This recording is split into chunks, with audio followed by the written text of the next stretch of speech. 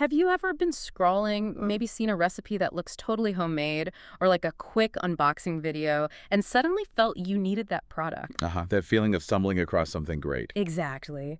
Only later you realize maybe it wasn't quite so spontaneous. Our research actually shows 63% of shoppers are more likely to buy if they think an influencer just organically found it.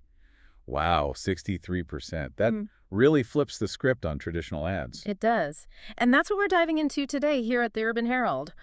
Welcome, everyone. We're part of the team looking into this phenomenon called invisible marketing, Right, where the persuasion is sort of woven into the content so seamlessly you feel like you discovered it, not that you were sold something. which leads to that kind of unsettling question. How much of what we watch or even end up buying is actually well manufactured? It's a big question. Our mission today, as always, is to unpack these trends, figure out what's going on, and help you become, a more aware media consumer. Let's get into it. Okay, so let's unpack this. What exactly is invisible marketing, and who are the key players in this silent machinery? Well, fundamentally, it's brand persuasion, but it's hidden, integrated so subtly into content that it just feels like an organic discovery, like you Yeah. said. Okay. And the core components, you've got these faceless influencers, often micro or even nano creators, and then the ghost agencies that frequently hire them. Faceless influencers. So not the big celebrity type. Not usually, no. The focus isn't on their identity. It's all about the perceived authenticity they project, that feeling of realness. That really hits home. I remember seeing this viral TikTok recipe, looked totally like a home cook, filmed it, shaky camera, average kitchen lighting. Yeah, the authentic markers. Right. But then I started noticing this one really distinctive kitchen appliance. It kept popping up. Same one, different authentic channels. Oh, okay. The subtle placement. It clicked then. It was the super clever, subtle ad for that specific brand. It really showed me just how everywhere this trend is now. And the growth numbers really tell that story. Influencer marketing, it's just exploded. How much are we talking? Get this. It went from about, 1.7 billion US dollars in 2016 to over 24 billion in 2024. 24 billion. Billion. And the forecasts, they're predicting it'll hit 32.55 billion by 2025. Wow. These aren't just abstract figures. This is a massive shift in how brands are trying to reach us, moving away from the obvious ads. Towards something much more hidden. Exactly. More insidious, maybe, but you can't deny it's effective. It makes you wonder, is traditional advertising on its way out? Those numbers are staggering. It's clearly a huge shift. But why? Why are brands suddenly pouring their budgets into this, away from the ads we're used to? Well, think about it. Traditional ads are facing some serious headwinds. Like ad blockers. Ad blockers, definitely. Plus, new privacy rules and, honestly, just audience fatigue. People are tired of being overtly sold to. They just tune it out. Makes sense. So brands are pivoting. They're turning to these subtler tactics, product placement that feels natural, user-generated clips that are actually scripted behind the scenes. Scripted UGC. Wow. Yeah, and even AI helping craft stories. The main goal is to hang on to brand trust. That's the gold standard now, especially when everyone's so skeptical of anything that screams advertisement. Okay, so trust is the key. Yeah. How do these ghost agencies actually manufacture that feeling? What's their playbook look like? Right. These ghost agencies, or sometimes called undercover firms, they're specialists. They recruit teams, writers, editors, videographers, specifically to design campaigns that look totally organic, But they're planned. meticulously planned, down to the last detail. They give brands access to huge networks of these creators, plus really sophisticated audience analytics. And they use algorithm marketing tactics. Algorithm marketing. Yeah, essentially gaming the system. They Yeah. figure out what makes platforms like TikTok or Instagram promote certain content, and then they design the invisible ads to fit that mold, maximizing reach. And it's all hush-hush. Usually, yes. Strict non-disclosure agreements are common. Keeps their involvement completely hidden. Okay, and then there are the faceless influencers you mentioned. Tell me more about them. They're not showing their faces. Often not. They might film from behind the camera, maybe just show their hands, or sometimes use AI avatars. Ah, interesting. Their followings are usually smaller, typically under 50,000, but, and this is crucial, their audiences are highly engaged. More tight-knit communities. Exactly, which gives brands really cost-effective access to very specific niche groups. And that engagement is higher. Significantly. What's really fascinating is the nano-influencers, the ones with fewer than 10,000 followers. Okay. Their engagement rates can be over 3%. That's often 10 times higher than mega-influencers. and they cost way less. 10 times. Why is that? Well, the lack of a recognizable face is actually a strength here. It removes those identity cues so viewers can more easily project themselves onto the content. It feels less like watching a personality and more like getting advice from a peer. Like it could be anyone, like it could be you. Precisely. It feels like everyday advice, not a sales pitch. Okay, so these faceless nano influencers have real power through engagement. But what kind of content are they actually creating? Our research breaks it down into three main types, right? First up is subtle product placement. How does that work? Right. This is where the brand's product is just there, embedded naturally into the scene or the story. It looks like it belongs. So not like a giant logo flashing. No, no. Very understated. It needs careful planning, what they call content strategy, to make it seem organic. The goal, the KPI, is usually boosting brand recall, which can go up by as much as 47% with this method. Any examples? Think about K-dramas. You ever notice those Kopiko coffee candies just sitting on desks or tables? Oh yeah, they're always there. Exactly. Just part of the set dressing. Barely noticeable unless you're looking, but it registers. Okay, got it. Then the second type is orchestrated user-generated content, UGC. That sounds, well, manipulative. It can be. Here, the ghost agency gives specific instructions or briefs to lots of micro-influencers or even just regular users. They incentivize them to post content that looks totally spontaneous and personal. But it's all coordinated. Right. The goal is to create a wave of seemingly authentic posts. And it works. These campaigns can drive web conversions up by 29%. Like what kind of campaign? Remember all those hashtag faceless homey organized videos on TikTok? Lots of perfectly organized closets and pantries. Uh-huh. Made me feel bad about my own closet. Well, often, they all subtly feature the same brand of storage jars or containers. It creates this illusion that everyone's organically buying and loving this specific product. Wow. Okay. And the third one, scripted authenticity. This sounds like a contradiction. It does, doesn't it? Uh. But it's about performing authenticity. The creator intentionally makes it look a bit raw, a bit imperfect. Yeah. Maybe a slightly shaky camera or a little oops moment like dropping something or a messy background. These are cues that signal realism to the viewer. To make it feel less polished than a typical ad. Exactly. And the metric they watch here is often higher watch time and more comments compared to slick professional ads. Think about those viral, messy kitchen cooking videos. Yeah, I've seen tons of those. Right. And often, perfectly framed amidst the chaos, is a specific branded sauce or ingredient. It looks accidental, part of the everyday mess, but it's deliberately placed. That's clever and a little unsettling. It really is. And the psychology behind why it works is pretty deep. Why does it work so well? Well, fundamentally, we trust people like us.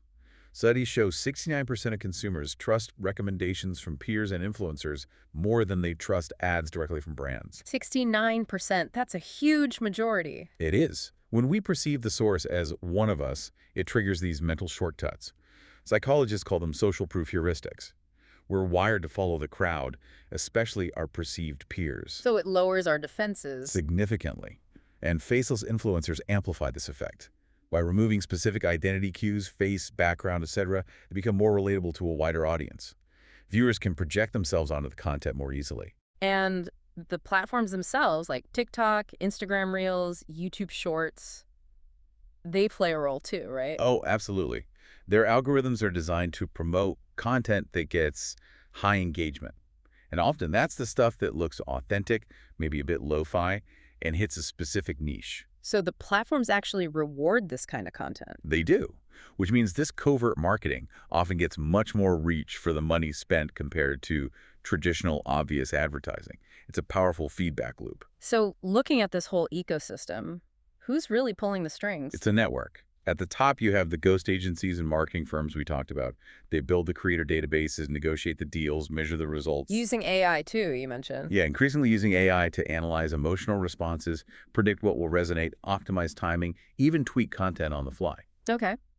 Then who else? Below them, you've got the freelance writers, the voiceover artists, the video editors, the actual ghost creators. They supply the raw content. Do they get credit? Often not.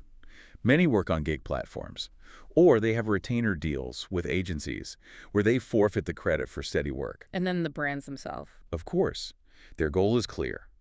Get around the ad fatigue, bypass the ad blockers, and seem like they're genuinely part of the culture, not just shouting from the outside. Does it pay off for them?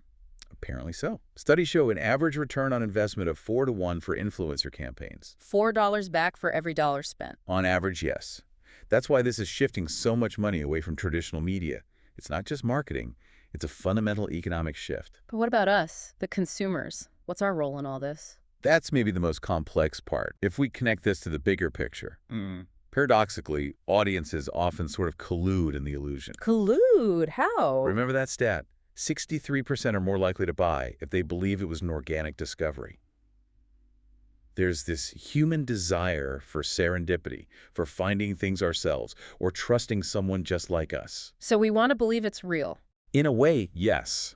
That desire for authentic connection and discovery fuels the whole thing. It's almost a form of self-deception, you could argue. That's a tough pill to swallow. But it raises some serious questions about the implications, doesn't it? What happens to real authenticity? Exactly. That's the peril. When everything potentially feels strategic, even the spontaneous moments, how do genuine voices get heard? We could be heading towards a media authenticity crisis. And what happens if these brands get caught being deceptive? Huge risk. Backlash from consumers, definitely. And increasingly, regulatory fines. Authorities like the UK's CMA and the US FTC are cracking down, requiring clear disclosures like #ad. So transparency is key. Ethically, yes. Exploiting those social relationships without being upfront about the commercial intent.